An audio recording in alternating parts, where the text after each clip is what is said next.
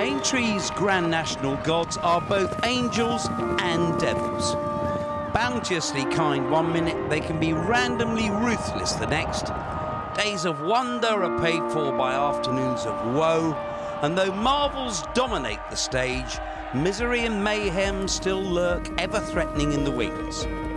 When Dick Francis and Devon Locke powered clear from the last in 1956, it was all over bar the tumultuous shouting that crashed from the stands to greet the Queen Mum's chaser.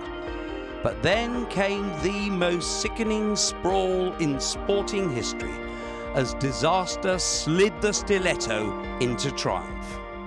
Like all great mysteries, it remains inexplicable to this day. And no far-flung fantasy ever written by Francis in his million-selling thrillers ever matched the surreal starkness of that still shocking defeat.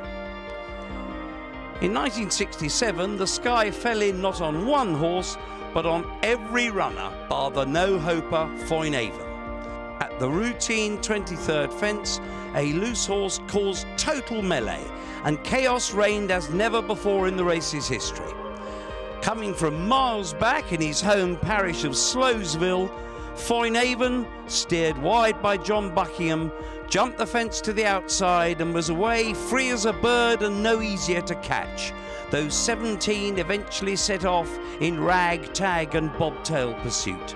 Foinaven won at 100 to 1 and paid 444 to 1 on the tote.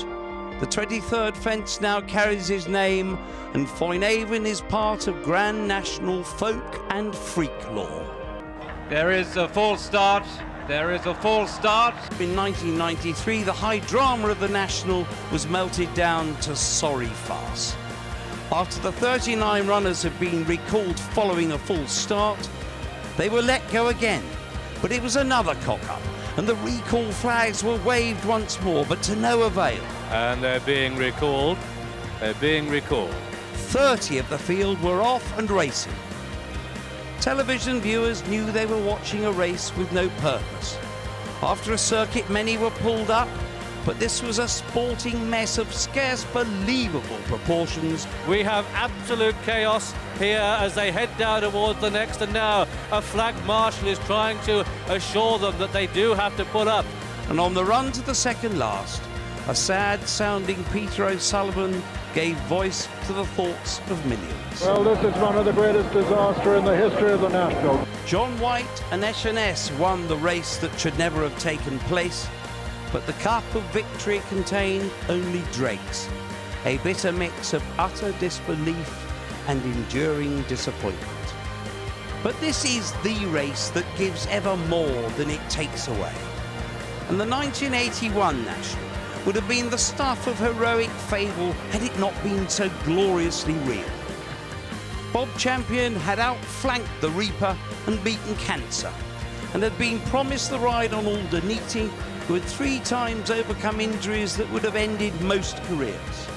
This was a day when there really was not a dry eye in the house. Aldeniti is going to win it at the line. Aldeniti wins the National. To any lover of jumping and the Grand National, Bob's victory on Aldeniti plays on a continuous reel in the memory bank, to be taken out from time to time and played happily in the mind's eye, with a smile on the lips and just that nagging catch in the throat.